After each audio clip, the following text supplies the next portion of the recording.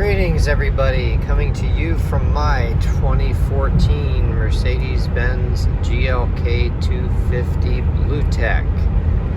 So, one thing that was particularly appealing to me when I purchased this car a year and a half ago is that it had somewhat high miles on it. It had 144,000 on it. I was just thinking this morning about how I've always been drawn to and fascinated by cars with high miles on them. If I remember correctly, the highest known mileage car I purchased had like 353,000 on it. It was a 1993 300 SD Mercedes, of course diesel. Common theme here, but you know, there's just something about a high mileage car that is really intriguing to me. It's especially interesting if I have the whole service history and I can see what has gone wrong and at what mileage it went wrong and things like that. Those kinds of things all fascinate me. And you know, then also once I own the car and continue to rack up the miles on it, what I have to do to it and what all goes wrong with it. So it's not like I'm wishing the car has problems, it's just that I'm kind of being fascinated by the issues that the car has. And it's even more fascinating when I can go 10, 20, 30, whatever amount of miles at a time without having to do any repairs, just normal maintenance.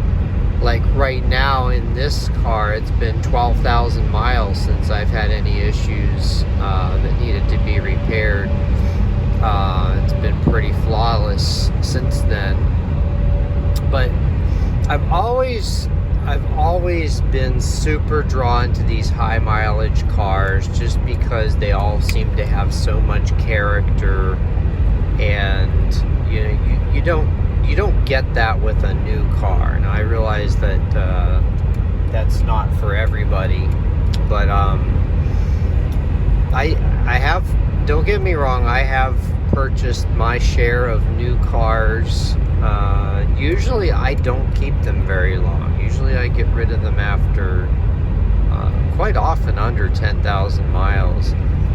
There's one really notable exception to that, and I do have a few videos of that car on my channel, is when I bought a new Chevy Cruze diesel in 2014.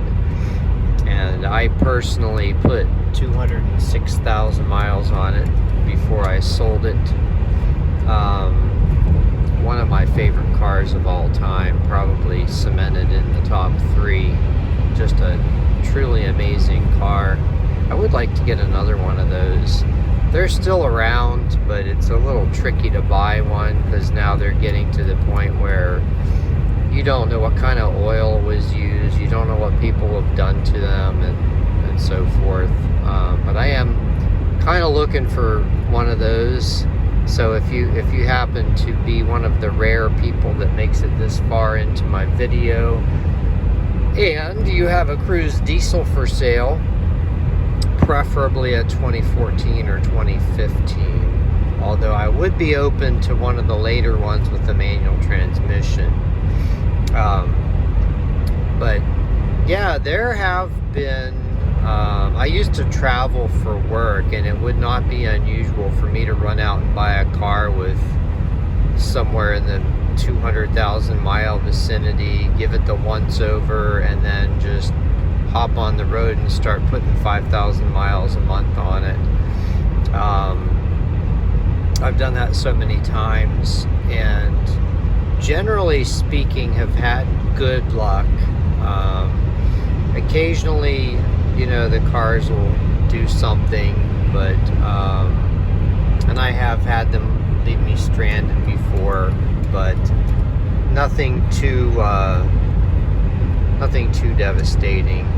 But you know, it also adds to the sense of adventure, because in a high mileage car, you know, you never know 100% if you're going to make it, and it's also like a personal challenge for me to assess the car and come to the conclusion, okay, it's going to make it, and be right about it. And you know, over and over again, every drive I take, like for example in this car, you know, I'm always under the hood, I'm always poking around, and you know, always coming to the conclusion it's going to make it. You know, even when I had a couple times a check engine light in this car, it never left me stranded. You know, I've had various Mercedes-Benzes with high miles on them that I used for work travel, and you know, they've had their share of things, but it's just always so interesting, especially German luxury cars with high miles. But I think one of the keys to really look for is something that was well maintained. I'm not one, at least not these days, to get into a car that needs a whole lot of stuff due to neglect. I want something that's going to be turnkey and come with a stack of maintenance receipts. That's another thing too, is I always really enjoy reviewing, studying, documenting, putting into an Excel spreadsheet all the maintenance, repairs, and history. One thing in particular, now I don't consider my 2012 S350 Blue Tech to necessarily be high miles, but even lower miles Mercedes-Benzes do tend to need a lot of maintenance, especially as they age. But one of the more interesting things I found in the maintenance folder on that car was somebody paid $3,000 to have the active seats fixed. Now, for those of you who don't know what that is, that's a super cool feature that has bladders in the seats, and sensors, so that like when you go around a turn, like such as I'm doing now in my S-Class, the left bolster on the seat would automatically puff up to hold you in the seat. So that was really interesting that somebody liked that feature enough to get that fixed. So, you know, and things like that are always a good sign of how well a car was cared for, because if somebody fixes a car and keeps everything working over years and many miles, you know, it makes for one heck of a value when you're purchasing a car. I mean, I have historically found that you're much better off to get a 200,000 mile car that has a full service history and blank check maintenance, rather than one of the same ilk, you know, say 10, 15 years old with, you know, 30,000 miles that sat in a garage the whole time. I ran into that, the Volkswagen Cabrio I purchased, I think it was last year.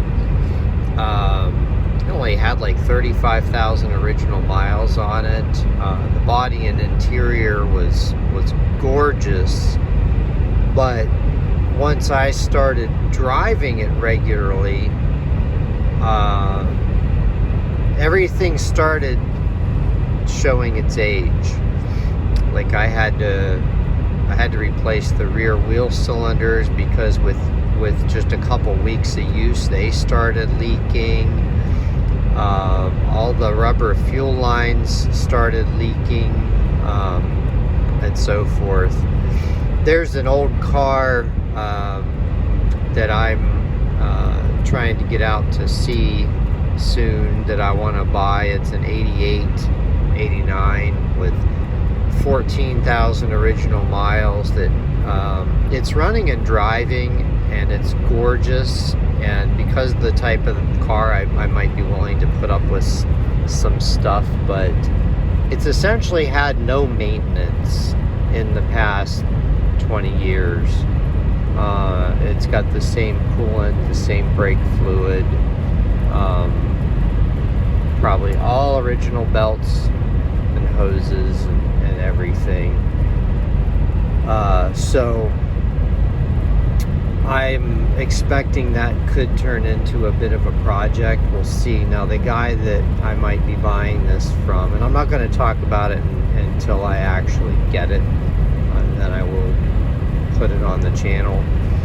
The guy I'm buying it from, he bought it after it sat for 20 years, and all he really did was clean out the fuel tank, flush the fuel lines, and I think that's it. Then I think he just started driving it. I don't even know if the dude changed the oil. It might have 20-year-old oil in it.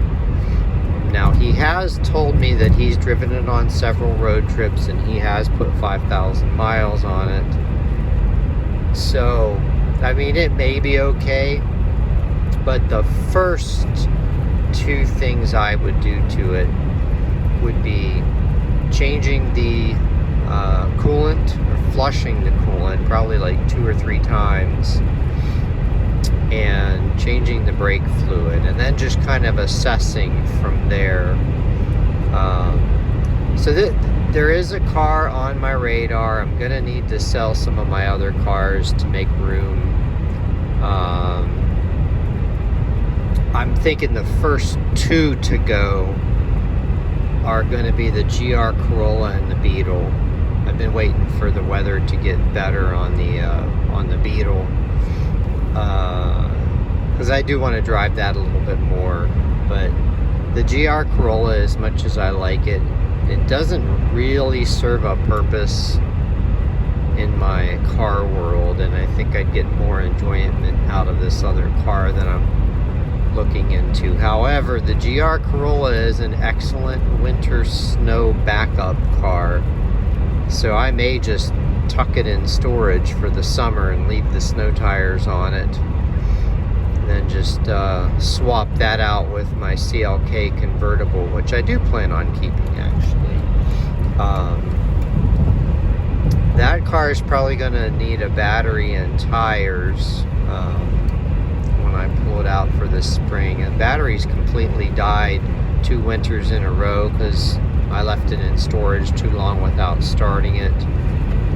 Ooh, we're going to probably... can I get around?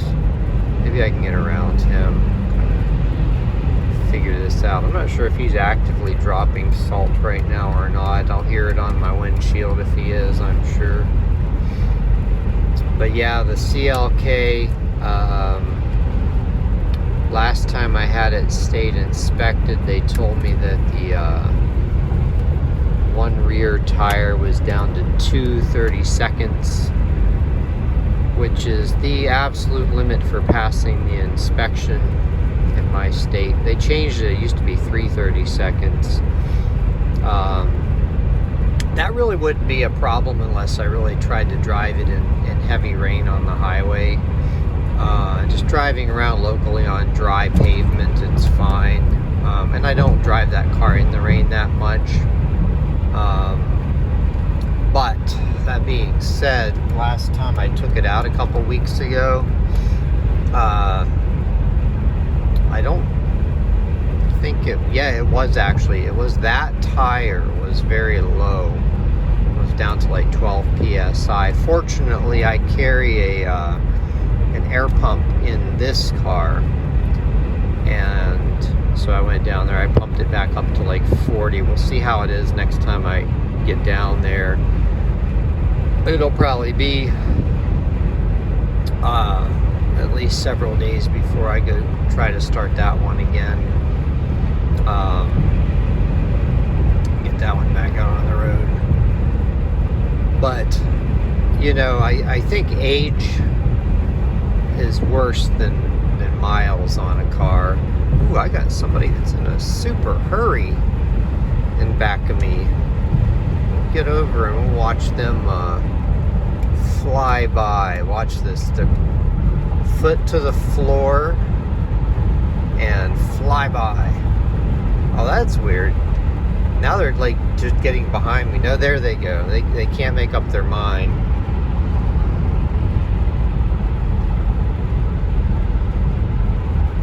Yeah, I'm not sure what to make of these very erratic drivers like that. She got behind me and then darted back over into the left lane. So anyway, well, that's it. I think I've said all I wanted to say. True to my rambling on, slow speaking formula, which I realize drives some people nuts, but some people actually like it, and I appreciate all of you who do enjoy my videos, my peeps. All right, anyway, have a great day, everyone.